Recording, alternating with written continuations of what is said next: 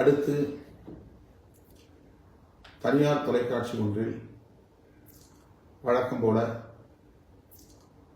உண்மைக்கு மாறான தகவல்களை அருந்ததியர் சமூகத்திற்கு உள்ஒதுக்கீடு வழங்குவது தொடர்பாக வெளியிட்டிருக்கிறார்கள். அது என் கவனத்திற்கு வந்தது. உச்ச நீதிமன்றத்தில் நாம் தாக்கல் செய்திருக்கிற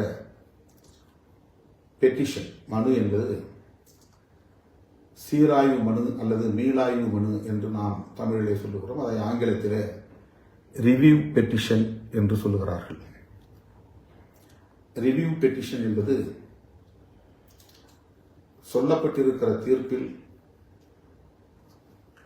நமக்கு ஏற்பட்டுள்ள ஐயங்கள் தொடர்பாக நாம் முன்வைக்கக்கூடிய கருத்துக்களாகும். சில கோரிக்கைகளை அதிலே நாம் வைக்கிறோம். இது அப்பீல் அல்ல. அப்பீல் என்பது மேல்முறையீடு. ஒட்டுமொத்தமாக இந்த தீர்ப்பை எதிர்த்து இதைவிட கூடுதலான நீதிபதிகள் இடம்பெறக்கூடிய பெஞ்ச் அந்த அமர்விலே இதை விசாரிக்க வேண்டும் என்று கோருவது அப்பீல். அதாவது இப்போது உச்சநீதிமன்றம் அளித்திருக்கிற தீர்ப்பு 7 நீதிபதிகளை கொண்ட அமர்வு. அதை 7 ஜட்ஜஸ் பெஞ்ச் என்று சொல்கிறார்கள். ஏற்கனவே அருண் மிஸ்ரா தலைமையில் இருந்த அமர்வு 5 நீதிபதிகள் கொண்ட அமர்வு.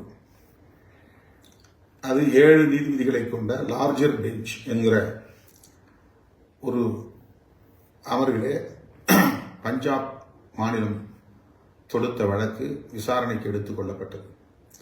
அந்த வழக்கோடு தான் ஹரியானா வழக்கு, ஆந்திரா வழக்கு, தமிழ்நாட்டிலிருந்து தொடுக்கப்பட்ட வழக்கும் இணைத்துக் கொள்ளப்பட்டது.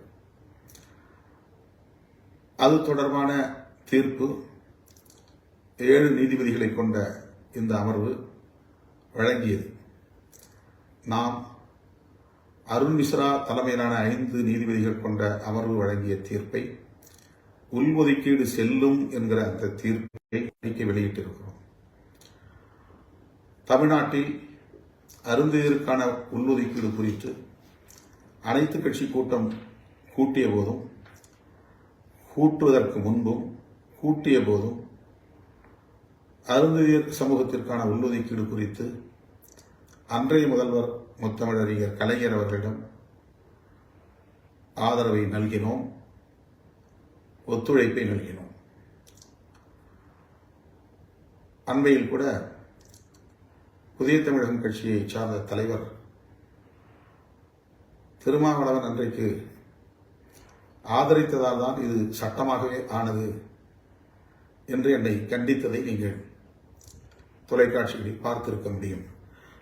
ஆகவே நாம் ஆதரிக்கவில்லை என்று ஆரம்பத்திலிருந்து நமக்கு எதிரான அவதூறுகளை சிலர் திட்டமிட்டு ஒரு சிலர் பரப்பி வருகின்றனர்.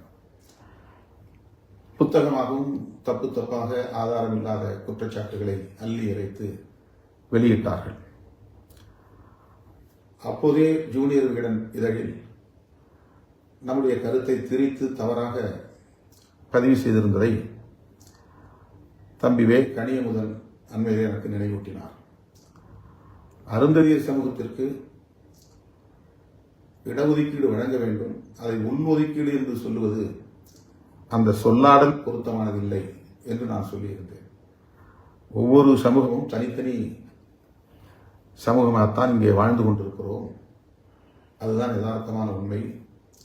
அமைப்பு நிர்வாகத்தின் வசதிக்காகவும் இந்த சமூகங்கள் ஒன்றிணைந்து ஓர் அணியில் திரண்டு ஒரே சக்தியாக வலுப்பெற வேண்டும் என்பதற்காகவும் அன்றைக்கு புரட்சியாளர் அம்பேத்கர் அவர்கள் இந்தியா முழுவதும் உள்ள எல்லா சமூகத்தினரையும் பாகுபாட்டுக்கு உள்ளாகி இருக்கிற பூர்வீக குடிகள் அனைவரையும் ஷெட்யூல் காஸ்ட் என்கிற பெயரிலே ஒருங்கிணைத்திருக்கிறார்.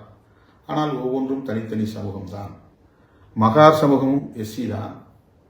தமிழ்நாட்டில் இருக்கிற ஆதிதிராவிடர் சமூகமும் எஸ்சி தான். ஆனால் இரண்டும் ஒன்றல்ல, தனித்தனி சமூகம்தான். இந்த பொருளில் நான் சொல்லியிருந்தேன். ஆகவே இதை உள்ஒதுக்கீடு என்று சொல்வதற்கு பதிலாக தனி ஒதுக்கீடு என்றே சொல்லலாம் என்ற கருத்தை நான் அப்போது வெளியிட்டிருந்தேன். அதை திரித்து உள்ஒதுக்கீடு வேண்டாம் என்கிறார் திருமாவளவன் என்ற செய்தியை அவர்கள் பதிவு செய்து விட்டார்கள்.